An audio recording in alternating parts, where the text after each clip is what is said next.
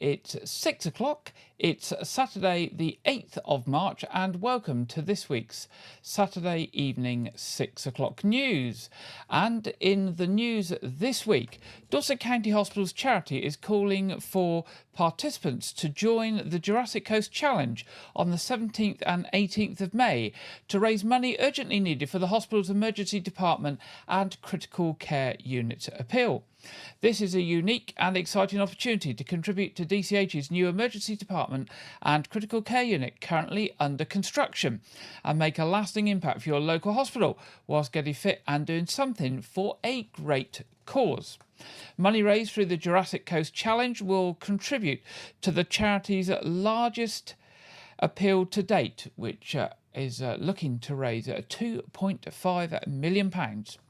And it will fund enhanced facilities for the new critical care unit, including a critical care paediatric bed facility and child and adolescent mental health unit in the emergency department at Dorchester. The appeal is funding a range of facilities to make patient care even better at the hospital. The DCH charity team is calling for corporate teams, adventurers and community groups of all experience levels and ages to join them on the walk, jog or stagger, or of course a run, on the spectacular Jurassic Coast and hit the fundraising target of £25,000 for this event. Anyone can enter and choose their distance from a full 100-kilometre challenge over 2 days without an overnight stop, a full 100-kilometre challenge over 2 days with an overnight stop, 75-kilometre three-quarter loop, a 58-kilometre half challenge, a Weymouth Marathon, which is 42 kilometres, a 25-kilometre quarter challenge, or the family-friendly 10-kilometre Bridport Loop. To find out more about supporting the Jurassic Coast Challenge in aid of the DCH Emergency and Critical Care Appeal, just pop along to the events and challenges on the DCH Charity website, which is dchcharity.org.uk, or drop an email to charity@dchft.nhs.uk. That's charity@dchft.nhs.uk. Now, the Mayor of Weymouth, Councillor John Orell, will be hosting a charity fundraiser on Friday the 2nd of May, with all proceeds going to his chosen charity, which is the Lantern Trust. Now, the Lantern Trust provide valuable help and support for people in Weymouth. The event starts at 7:30 p.m. and it's at the Centenary Club, with doors opening at 7 o'clock. During the evening, there will be a raffle and a performance from local blues and souls band, the Omega Project. Councillor Orell, Weymouth Mayor, said, "I'm delighted to be hosting this fundraiser with all proceeds going to my chosen charity of the year, the Lantern Trust. This local Weymouth charity helps people who are homeless and have mental health issues." This will be the last event for Councillor Orell before his term as Weymouth Mayor ends, and residents are invited to attend and join in with the fun while helping to raise valuable funds at the same time. Now, if you'd like a ticket for this, you can phone 01305 239 327, that's 01305 239 327, or email mayor@weymouthtowncouncil.gov.uk. That's mayor@weymouthtowncouncil.gov.uk. Now, Dorset and Somerset Air Ambulance has announced a brand new challenge, which will begin this April, called Marathon in a Month. This exciting new event invites everyone to walk, run or even swim your way to 26.2 miles, and every step, stroke or stride you will take will help to save lives. You can tackle the challenge all in one go or spread the miles out over the month. It's your challenge, so complete it at your own pace in whatever way suits you. Whether you lace up your trainers, dive into the pool, or set out on your favourite trail, sign up today and be part of something special. It's free to sign up and you'll receive a complimentary t-shirt to wear once you have activated your fundraising page, so you can look great whilst clocking up those miles. Plus, there are exciting rewards and a special medal for those who complete the challenge and meet their fundraising goals. Sign up for the Dorset and Somerset Air Ambulance Marathon in a Month challenge and access some frequently asked questions on the fundraising event by going to www.dsairambulance.org.uk/marathon in a month. That's www.dsairambulance.org.uk/marathon marathon in a month. Now, officers from Dorset Police are appealing for witnesses or anyone with information to come forward following a reported public order incident in Weymouth. The incident occurred at around 7 p.m. on Monday the 24th of February in Chickle Road and involved a large group of people. The victim, a man aged in his 20s, was walking past the Admiral Hardy pub and the Compass School when a black Volkswagen Polo pulled up outside and it is reported that a large group of people exited the vehicle and made towards the victim, who ran inside the pub. It's alleged that one of the group was in possession of a knife and tried to get inside the pub, but was unable to do so. Fortunately, the victim did not sustain any injuries. Following inquiries by officers, an 18-year-old man from Weymouth and a 19-year-old man from Dorchester were arrested on suspicion of affray and possession of an offensive weapon in a public place. They have been released on police bail as officers continue their investigation. Now, if you know anything about this incident, or you witnessed it, or caught anything on dash cam or on your mobile phone, Dorset Police would like to hear from you. You can give them a call on the usual number 101, or if you wish to give information anonymously, you can do this via the Crime Stoppers charity by calling 0800 555 111. Now, the number of fixed penalty notices for fly tipping in Dorset has increased by more than 3/4 in the last year, according to the Office of the Police and Crime Commissioner for Dorset. Due to the hard work of the Dorset Council Environmental Enforcement Team, which has been bolstered by the introduction of a jointly funded enforcement officer post by the Council and the Office of Police and Crime Commissioner, more people have found out the hard way about the cost of committing waste crime. The number of fixed penalty notices issued for waste crime has increased by 78%. There's also been an 11% increase in vehicles linked to waste crime being seized, a 43% jump in fines for commercial waste tips, and a 600% increase in fines for household fly tipping. In total, 53 fines totaling £16,500 have been issued in 24-25 across the Dorset Council area. Dorset Council commented, "We will always pursue all avenues to hold offenders to account, so please report fly tips to us when you spot them, and check out www.dorsetcouncil.gov.uk/scrap for more information on how to make sure you're covered when handling waste to someone else." So be particularly careful if you pay somebody cash to take waste away from your property, because if they dump it in a farm gateway or something, it may be you that the council and enforcement officers come after. Now, the Woodland Trust is urging local authorities to declare a nature emergency and to take urgent steps to restore severely depleted wildlife and natural green spaces in their communities. With UK British wildlife species declining by an average of 19% since 1970 and nearly 1 in 6 at risk of extinction, the charity warns that urgent action is needed for nature. The Trust has launched a new Nature Emergency Scorecard, and this can be found at www.natureemergency.com.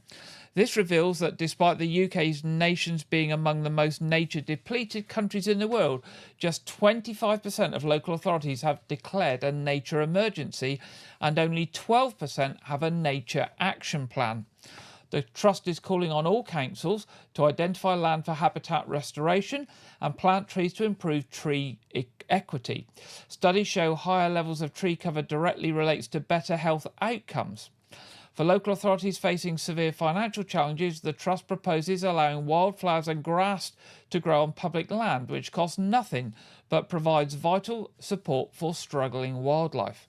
The Trust also urges councils to require developers to play their part by committing to 30% tree canopy cover on new housing estates, or retrofitting trees in areas with less than 16% cover. The Trust is also calling on the public to contact their council leader using their templated e-action letters found on their website. The templated emails are tailored to whether the councils have declared a nature emergency and ask them to take robust action to recover the nature where they live.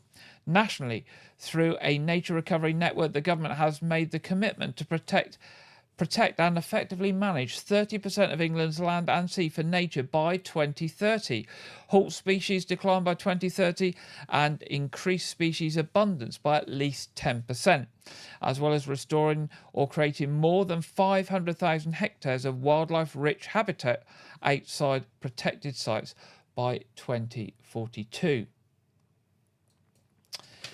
Families with children who have special educational needs and disabilities, otherwise known as SEND, are invited to an interactive online session about educational options with senior members of the Dorset Council SEND team.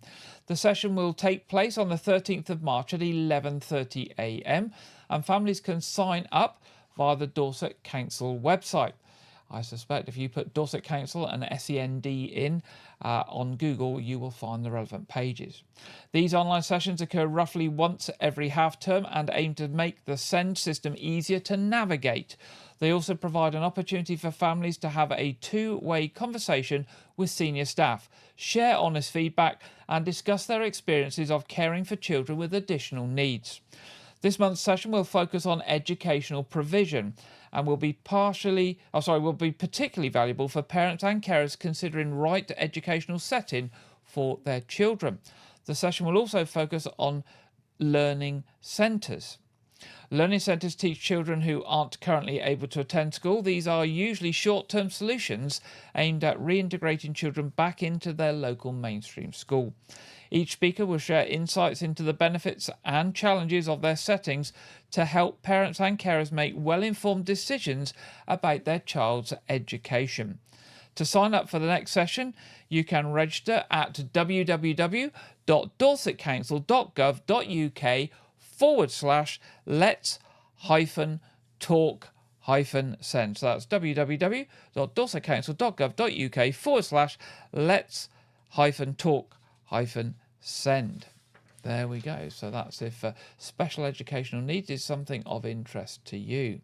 A special flag flying ceremony to honour this year's Commonwealth Day is taking place at County Hall in Dorset on Monday. That's the 10th of March. The event, starting at 10 a.m, will bring people together to reflect on the values of unity, diversity and peace that connects the 56 member nations of the Commonwealth, including Africa, Asia, the Americas, Europe and the Pacific. Members of the public are invited to attend the ceremony, which is hosted by the Chair of Dorset Council, Councillor Stella Jones MBE. The ceremony will start with an opening prayer by Reverend John Yarian, followed by the Commonwealth affirmation read by Councillor Jones. A message from His Majesty the King will be read by HM Lord Lieutenant for Dorset, Mr Michael Dooley LVO. The Commonwealth flag will then be raised by the Lord Lieutenant's Cadet before a message from the Right Honourable Patricia Scotland, Secretary-General of the Commonwealth, is read by the High Sheriff of Dorset, Mr Anthony Woodhouse. The closing prayer will be conducted by the Reverend John Yarian. Now, you can find out more about Commonwealth Day 2025 by going onto Google and searching for Commonwealth Day 2025. Now, Dorset Council is inviting the local business community to help shape its new economic growth strategy. Growing the economy is a key priority for the council and it wants to work with the business community to ensure the future success of the county. The council's emerging economic growth strategy will play a key part in driving growth and businesses are asked to have their say at 5 engagement events. From the 14th to the 25th of March, there will be events in Wool, Bridport, Wimborne, Shaftesbury and Weymouth. Dorset Council leader, Councillor Nick Ireland, said a strong economy underpins everything we want to achieve.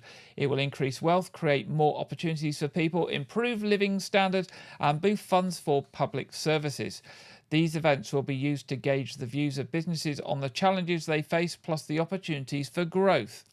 We want to ensure we capture the key issues in our strategy and, more importantly, identify what we can do to make a step change in the county's economic performance. The council recognises that a change is needed to break the cycle of slow economic growth. Its economic growth strategy will set out how the council can support and diversify the economy through digital technology, investing in advanced manufacturing sector and focusing on Dorset's natural advantages. The business engagement events are being held at Wool at the Battle Lab on Friday the 14th of March at 8 o'clock. Bridport Mountfield on Monday the 17th of March at 8:30. Wimborne Allendale Centre Wednesday the 19th of March at 8 o'clock.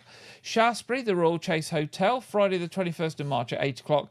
And Portland at the Weymouth and Portland National Sailing Academy on Tuesday the 25th of March. Businesses can book their spot by going to www.eventbrite.co.uk and searching for Dorset Council. So that's www.eventbrite.co.uk and search for Dorset Council. The newly appointed Weymouth Lifeboat Operations Manager is looking forward to stepping up and taking on the vital role. Simon Kershaw has been appointed over the role of volunteer Lifeboat Operations Manager, or LOM, following the retirement of Steve Renyard.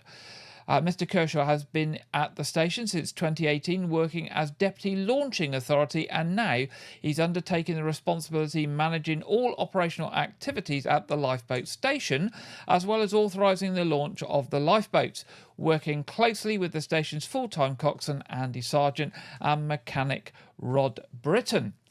Mr.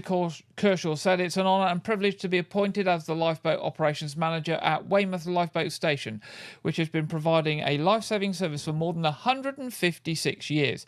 And I'm also looking forward to working more closely with Andy and Rod and the rest of the volunteers. As a launch authority for Weymouth, I've experienced firsthand the professionalism, dedication and camaraderie of the station personnel, volunteer crew and operational team at the station, and I look forward to continuing to provide the sound guidance and care that Stephen brought to this role in his time as LOM. I'd like to thank Steve for the assistance he has given me in preparation for my role, and I wish Steve all the best on his retirement. Speaking about his retirement, Mr. Renyard said it's been a privilege to have been involved with the station at Weymouth for the past 6 years. I shall miss being involved in the daily operations and working with the volunteer crew. I'm delighted that Simon has been appointed as the LOM. I wish him well in his role and would like to thank him for all his assistance as Deputy Launching Authority. Weymouth Lifeboat coxswain Andy Sargent added, for the past 6 years, Steve has been an essential part of the station at Weymouth, and it has been thoroughly enjoyable to work alongside him. On behalf of everyone at Weymouth Lifeboat Station, I'd like to wish Steve well in his retirement, although I'm certain it's not the last we'll see of him around the station. And finally, in tonight's headlines, Weymouth Town Council has launched a photo competition. Inspired by recent news that Weymouth Beach was ranked 20th most popular beach in Europe and number 1 in the UK, Weymouth Town Council is launching a photo competition. Councillor David Harris, leader of Weymouth Town Council, said, "We love our beach, so it's no surprise to see it pick up another accolade in the TripAdvisor Traveller's Choice Awards. But there's so much to celebrate beyond the shoreline, and so we're inviting people to enter our photo competition and submit their favourite photographs of Weymouth. Whether that's the beach, the Jubilee Clock, a favourite place to perch in one of our parks and gardens, or the people that make our coastal town the unique place it is. We would love to see your snaps and hear why you think it's such a great image." The photo competition is open until 5 o'clock on Monday the 7th of April, and to enter you just need to email a picture in.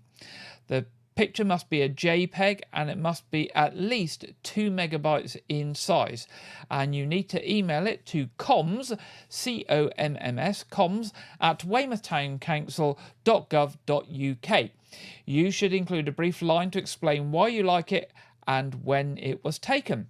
Weymouth Town Council will be featuring the best images on their social media channels, with followers having the opportunity to vote for their favourite 3. And that's the end of the headlines in tonight's news programme. It's now time in tonight's programme to go over to Andrew Wright for this week's film review and preview. Welcome to White Regis TV film review and preview. I'm Andrew Wright. This week, Gladiator 2 was released on home video. The film is a sequel to the 2000 film Gladiator and stars Paul Mescal as the exiled Roman prince Lucius Aurelius, who becomes a prisoner of war and forced to fight as a gladiator for a slave trader who plots to overthrow the emperors. The film film also stars Pedro Pascal, Joseph Quinn, and Denzel Washington, with Derek Jacobi and Connie Nielsen reprising their roles from the first film. Now, I absolutely love the first film. I think it's an artful masterpiece, and I was skeptical going into the second film because Gladiator didn't need a sequel. But my expectations were exceeded. The performances of the main cast were excellent. Mescal, Pascal, Quinn, Washington all gave great performances, and it looks excellent with exciting battle sequences and an updated look to help it stand apart from the first film. So I gave the film 5 stars out of 5. Also released on home video this week was Megalopolis, Francis Ford Coppola's passion project that had been in development since the end of Apocalypse Now, nearly 50 years ago. The film stars Adam Driver as Caesar Catalina, a visionary architect who clashes with a corrupt mayor over plans to build a futuristic utopia called Megalopolis. The film also stars Giancarlo Esposito, Natalie Emmanuel, Aubrey Plaza, Shia LaBeouf, and Lawrence Fishburne. Now, this was my first time watching the film, and I tried to go into it completely objective because I knew about the critic and audience response, but I have to say this is the worst film I have ever seen. Everything about it is atrocious. The writing, acting, directing. It's only about debauchery. At one point, Shia LaBeouf cross-dresses as a woman for literally no reason.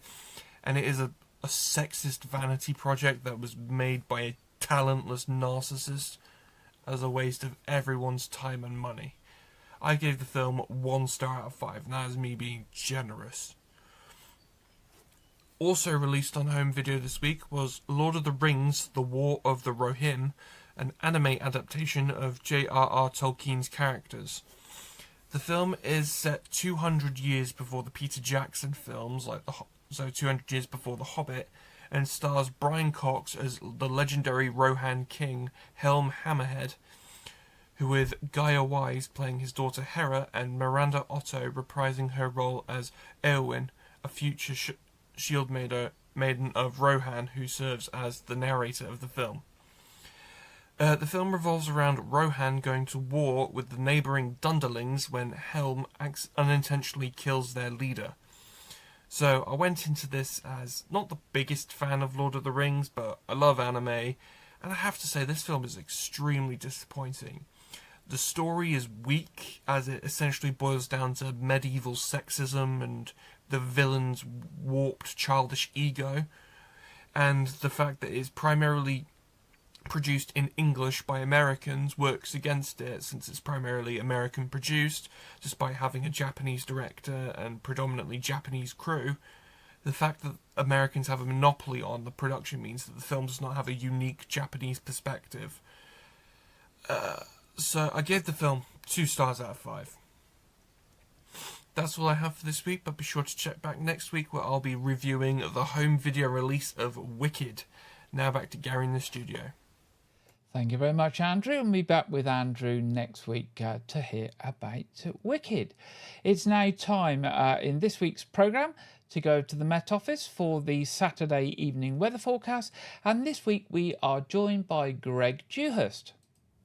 Hello, good evening. Welcome to your latest Met Office forecast. Well, it's all changed after the weekend, turning much colder across the whole of the UK. At the moment, low pressure sat to the southwest. We're drawing in warm air from the near continent. You can tell that by the oranges across the whole of the UK there. Temperatures well above average, possibly around 20 Celsius for 1 or 2 spots. However, it is all changed next week. The wind switched direction to a northerly direction, and we see cold air filtering southwards. Arctic air temperatures back down to where they should be, if not a little below, across northern parts of the UK, with the risk of some wintry showers, particularly over the higher ground. There are a few showers around this evening across some western parts of the UK, the far north as well, but these start to generally fizzle out as we head into the early hours. And for most it will be a dry night, clear skies, and temperatures, well, dipping in single figures.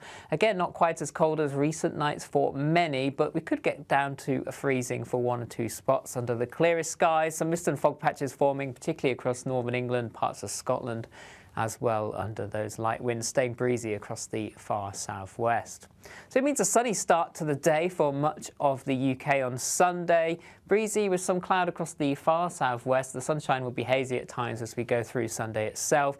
A weather front always close by across the far north of Scotland, giving some patchy rain here. Any mist and fog patches becoming restricted to coastal stretches of eastern Scotland and northeast England, and plenty of dry weather to come, and winds generally light for many. Temperatures once again rising well above average. 19, possibly 20 Celsius across northwest England, perhaps North Wales for many, getting towards the mid-teens. Still a little bit chillier down some eastern coast with that easterly breeze coming off the North Sea, and any places stuck under any low cloud across the northeast here will struggle to get into double figures, but the vast majority well above where we should be, 7 to 11 degrees generally at this point in the year. So we head through the evening time. This weather front starts to sink its way southwards. This is the change to things to come for next week as colder air starts to filter in. Northerly winds developing, the rain turning to snow over the high ground of Scotland. Not unusual for this time of year at all. Elsewhere, generally clear skies, some mist and fog patches forming, but largely staying dry, and temperatures once again falling into single figures under the clearest skies, perhaps close to freezing, 1 or 2 seeing a touch of frost, but the vast majority temperatures holding up between 4 and 7 Celsius. So this weather front across Scotland continues to slowly push southwards through Monday, introducing that colder air. Wintry showers following behind, some sunny spells for northern Scotland, clouding over into Northern Ireland, northern England as we move through the day. Southern parts of England and Wales holding on to the sunshine for longest, though turning cloudier as the day goes on. Here, the warm air still holding on, 16, 17 Celsius. But behind the weather front, much colder, 6, 7 degrees, so feeling much chillier, and actually temperatures a little below average across northern Scotland by the afternoon on Monday. So it's all change through next week as temperatures well above average at the moment, but come Tuesday, everywhere struggling to get into double figures, generally 7 to 9 degrees. For more information on this and the weather where you are for the next few days, you can follow us on our social media channels. See you again soon. Thank you very much there, Greg. And looking at the weather forecast for this week along the south coast, we have some sunny spells. It's going to be reasonably mild, but get a little bit colder than it has been this weekend. But the chance of showers on Monday and Tuesday, but sunny spells, so good growing weather. So if your daffodils are not out yet, I mean ours certainly are, then they will be coming out very, very soon with this ideal sun, slightly warm weather and rain. Now, moving to our What's On. What have we got coming up? Well, first, Weymouth Pavilion. 9th of March, Anton de Beck at the musicals. 11th of March, Becoming Led Zeppelin. 13th of March, Money for Nothing, the Dire Straits tribute. 15th of March, a movie, The Wild Robot. 19th of March, The Mersey Beatles. 20th of March, Les Miserables, the stage concert live. Now, this is the live stage concert beamed live to the big screen at the Pavilion. 21st of March, Queen, a dazzling tribute. For more information on more shows and more movies at Weymouth Pavilion, which has got a more of a packed programme than ever. Now they have the big screen there as well as all the shows on. WeymouthPavilion.com or the box office 01305 783 225. Looking at the Knowth Fort. Tomorrow is the second day of this weekend's Science Weekend. Been running today, runs again tomorrow, Sunday the 9th of March, 10:30 to 4 o'clock. Join them in celebrating British Science Week. Lots of things there for the family and to enthuse you into science. So do pop down there tomorrow. The Victorian weekend is Saturday the 26th and Sunday the 23rd, 10:30 to 4. Step back in time for the Victorian Children's Weekend. Lots of people in period dress, things like Punch and Judy and games and storytelling and all those sorts of things there. That's the 22nd and 23rd. Also on Saturday the 22nd, Hidden Secrets of the Cold War Bunker. The Cold War Bunker will be open on Saturday the 22nd of March from 10:30 to 4. so you can go down underground for a special tour and learn about the secret system that was put in place during the Cold War era, and the role of the bunker there based well below the pavilion, the Knowth Fort. More information on those on knowthfort.org.uk, knowthfort.org.uk. Looking at Arts Reach, 19th of March, Pot Liquor at the Royal Manor Theatre. 22nd of March, the Bookshop Band at Burton Bradstock Village Hall. 22nd of March, a Newston at Broadmain Village Hall. 28th of March, Tukey Plastic Man at the Portion Village Hall. More information on those and lots more shows and workshops from Arts Reach on their website, where you can also buy tickets and get information on how to find the various village venues across Dorset where they are at artsreach.co.uk. That's artsreach.co.uk. Looking now at church services tomorrow in Wyke Regis and Lanehouse. 8 a.m. communion at All Saints Church Wyke, 9:30 communion at All Saints Church Wyke, and 11 o'clock at St Edmunds at Lanehouse. Now, other programmes this week. Clive Gray has started his season of a year gardening. He's now out in the garden preparing for the spring and summer.